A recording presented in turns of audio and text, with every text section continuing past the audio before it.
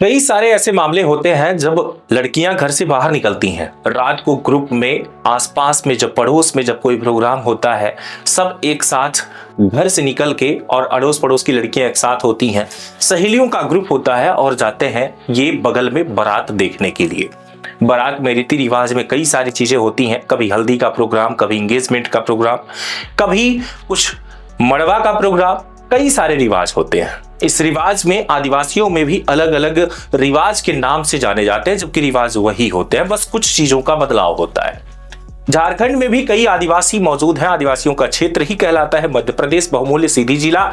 और अगर झारखंड की बात की जाए तो वहां भी आदिवासियों की सबसे ज्यादा संख्या देखी जा सकती है, जहां लगभग अगर बात की जाए तो आदिवासियों की जनसंख्या में जो रीति रिवाज जो होती है, वहां एक ऐसा रीति रिवाज होता है जो शादी से पहले लोटा और पानी का, पति पत्नी जो होने वाले होते हैं, दूल्हा जो और दुल्हन है, उनके सामने लोटा और पानी रखा जाता है। इसके बाद गले में एक दूसरे के माला डाला जाता है और रीति रिवाज के अनुसार एक दूसरे को लोटा और पानी का लेन देन होता है।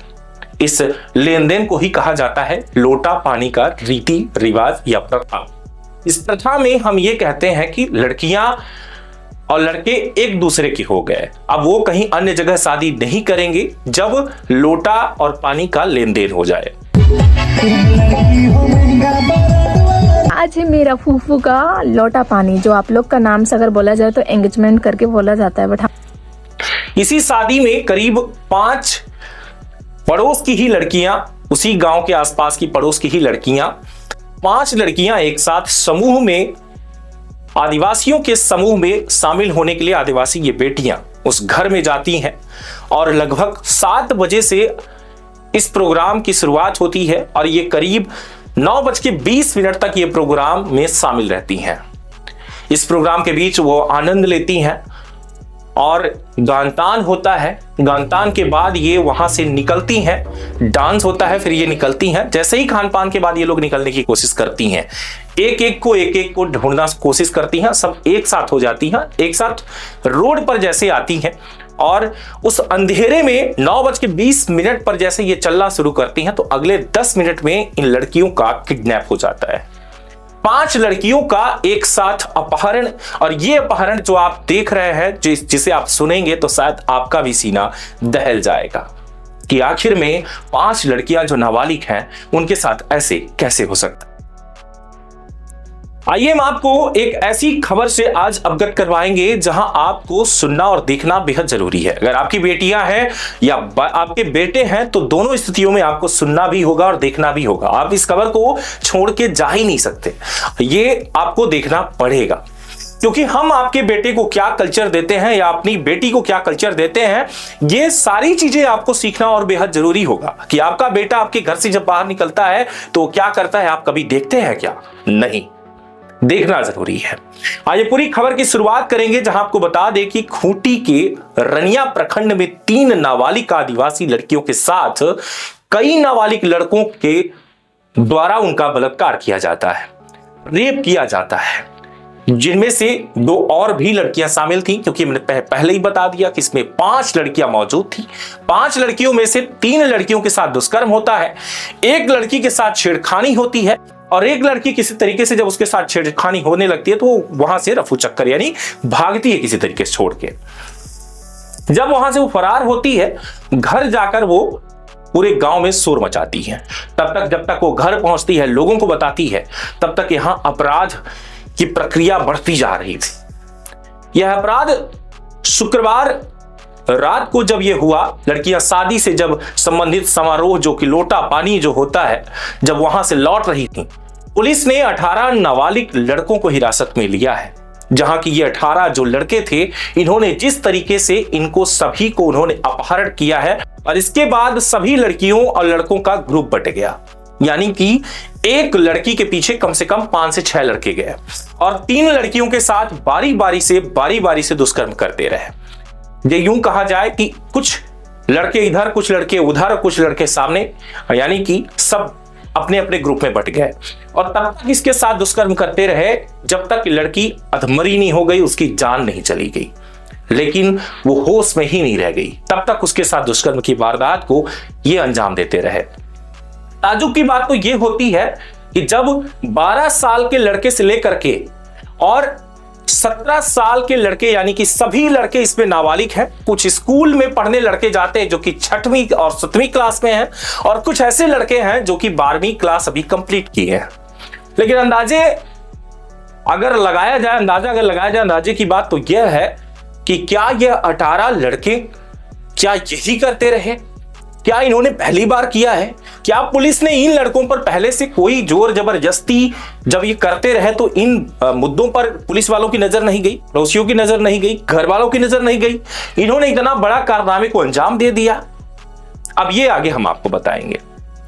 आपको बताते चले कि नाबालिग लड़कों को पुलिस ने जब हिरासत में लिया तो इसकी मेडिकल जांच भी कराई।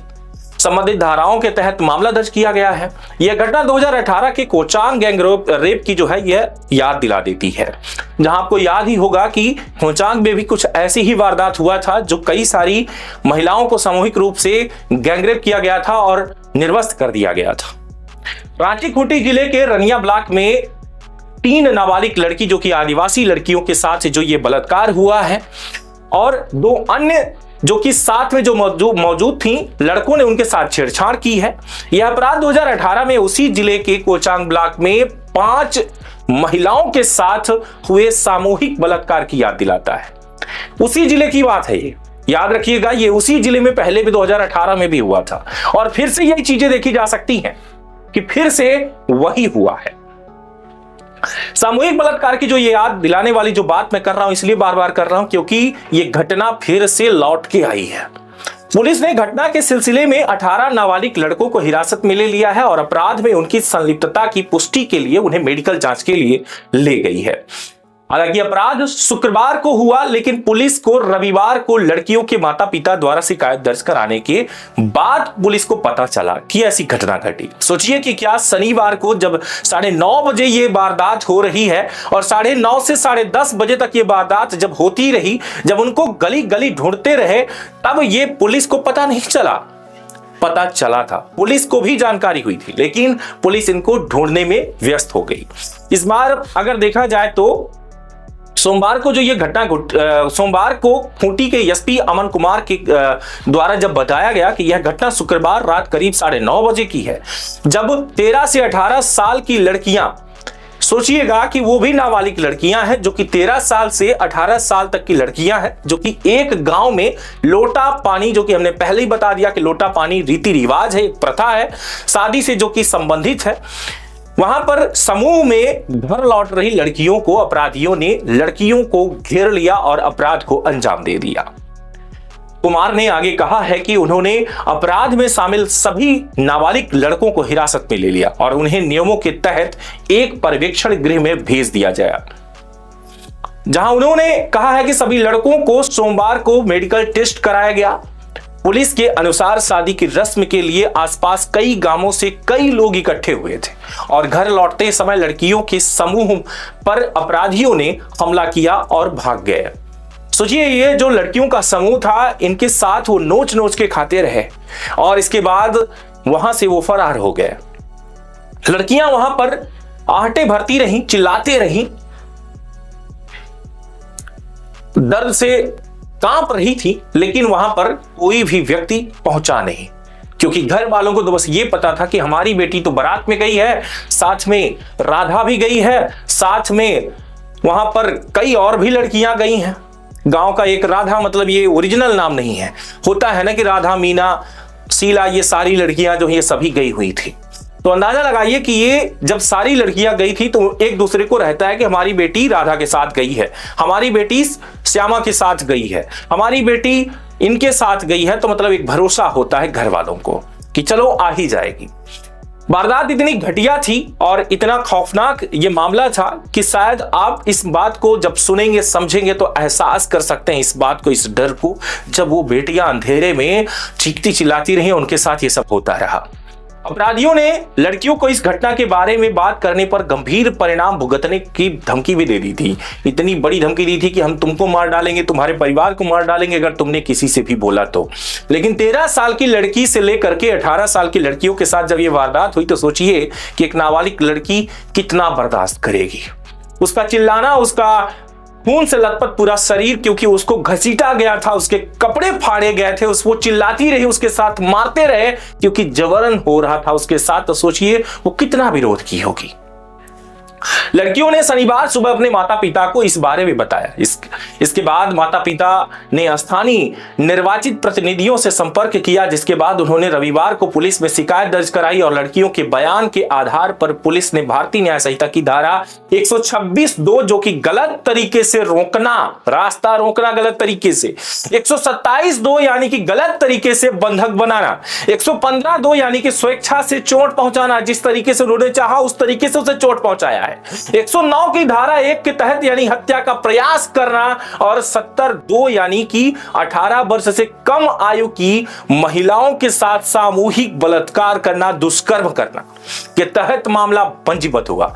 और पास्को एक्ट अधिनियम की धारा 4 यानी कि यौन उत्पीड़न और धारा 8 यानी कि यौन उत्पीड़न के लिए सजा के तहत मामला दर्ज किए गए हैं। तो मेरी बात हुई है और उन्होंने सभी लड़कियों को, सभी बच्चों को जो भी सरकारी सुविधाएं उपलब्ध होनी चाहिए, जो काफ़ी अच्छा हमारी स्कीम है उसके अंतर्गत उनको राशि उपलब्ध करवाई जा रही है। जो 18 लड़के अरेस्ट हुए हैं उनमें से जो बच्चे 16 से अबव है, 16 अबव 18 से कम है, उनको हम एज एडल्ट उनका ट्रायल करवाएंगे ताकि सरकार की गंदी हरकत हमारे समाज में लड़की पुनः ना कर सके। यही हमारा है और हमारी पुलिस की ओर से कार्रवाई कंप्लीट की जा चुकी है, बड़ी त्वरित कार्रवाई हुई है।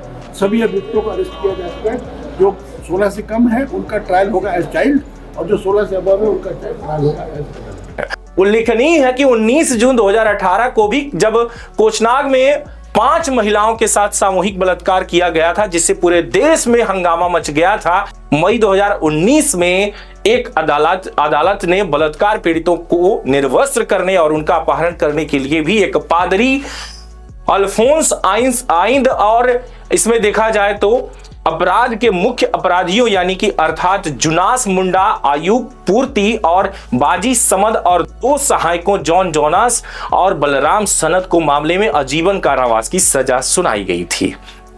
अब इस पूरे मामले पर भी उम्मीद हम यही करते हैं कि इनको भी आजीवन कारावास होगी। इस पूरे मामले पर सबसे बड़ी बात तो ये चलकर सामने आ रही है कि कानून ने ये कह दिया है कि जो 14 साल से 17 साल के बीच में जो ये नाबालिग जो लड़के हैं, इनकी अगर बात की जाए तो इनको भी वही सजा होगी जो बालिकों को होती है। यानी कि ये जानकर होश हवास में इन सारे लड़कों ने मिलकर ऐसे वारदात को अंजाम दिया है, इसलिए कानून ने भी ये चीजें रख दी है कि ये नाबालिग की श्रेणी में भले आते हैं, लेकिन इस तरीके की वारदात को इनको नहीं करना चाहिए था। जानबूझ के जो चीजें की जा रही हैं उसमें इनकी गलती विशेष मानी जा रही है। कानून ने इस पूरे मामले पर परिवर्तन भी करने का प्रयास किया है, जो उसने कहा है कि नाबालिग जो ये लड़कियां हैं इनके साथ जो हुआ है उसका कृत्य का सजा आजीवन कारावास ही होगा।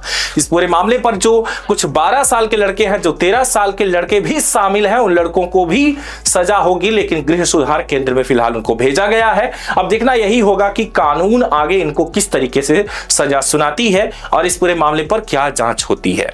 ये घटना आपको मैं पहले ही बता चुका हूं कि ये शुक्रवार के रात का मामला है और शनिवार को ये लगभग पूरे बवाल मचता है और ये जाकर के जब पूरी रिपोर्ट आती है ये स्पष्ट होता है। एसपी का बयान भी रहा। लगातार बने रहें तरंग 24 न्यूज पर। इस पूरी रिपोर्ट के बारे में आपको क्या कहना है जरूर बताइएगा। और सबसे पहली और आखिरी बात जो कहते हैं कि फर्स्ट एंड लास्ट, आप अपने बच्चों पर विशेष ध्यान दीजिए, आप अपनी बेटियों पर विशेष ध्यान दीजिए कि आपकी बेटी कहीं किसी को हवस का शिकार बना तो नहीं रही, या फिर कोई आपका लड़का आपके किसी बेटी को पड़ोस के या फिर आपके घर की बेटियों को हवस का शिकार वो बना तो नहीं रहा। ये बेहद जानना जरूरी है कि आपका कल्चर क्या है और आपका बेटा क्या कर रहा है, या आपकी संस्कृति क्या है, इनको बताना बेहद जरूरी है।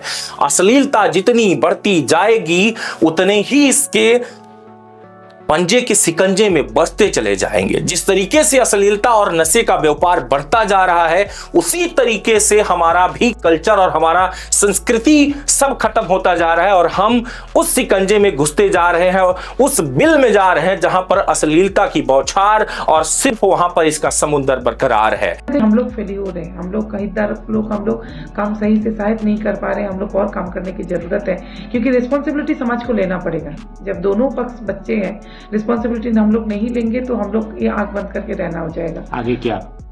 आगे हम लोग अभी डीसी सर को फिलहाल एक लेटर दे रहे हैं कि सारे जितने पुलिस पदाधिकारी हैं, जो बाल मित्र पुलिस पदाधिकारी हैं, उनके जे एक्ट संबंधित बहुत अच्छा एक ट्रेनिंग सेंसिटाइज हो और सारे वीडियो को डीसी सर के द्वारा मार्गदर्शन दिया जाए कि स्कूल में एक जागरूकता चलाया जाए कि किस तरह का नैतिक शिक्षा क्या हो और किस तरह का व्यवहार एक दूसरे के साथ करना चाहिए, क्या गलत है, क्या कानूनन अपराध है, ये सब बच्चों को समझाया जाए और बच्चे भी खुद अपनी सुरक्षा के लिए कुछ सीखें और साथ ही नशा मुक्ति अभियान चलाया जाए। मैं आपको ये कहना चाहूंगी सोनू जी की जब से मैं खूंटी में आई हूँ, मेरा खूंटी में जो जितना एनालिसिस मेरा हुआ, मैं जब से खूंटी में CWC को संभाली हूँ, मैं देख रही हूँ और मेरा सारा बेंच भी मुझे इससे सहमत रहेंगे, नशा एक बहुत बड़ा कारण है। नशा, क्योंकि यहाँ पे अफीम का जो खेती होता है इतना भारी मात्रा में होता है। अभी पुलिस इसमें बहुत जोरदार से नकेल कसी है, ये सही बात है, लेकिन बहुत पहले से चलते आ रहा है, अभी भी चल रहा होगा। हड़िया पीने का भी बहुत ज़्यादा आदत यहाँ पर है, गार्जियन भी पीते हैं। गार्जियन भी, जिसको गार्जियनशिप देने का जरूरत होता है, वो खुद इतने नशा में रहते हैं कि उनको समझ में नहीं आता कि उनके बच्चे कहाँ जा रहे हैं और नहीं जा रहे।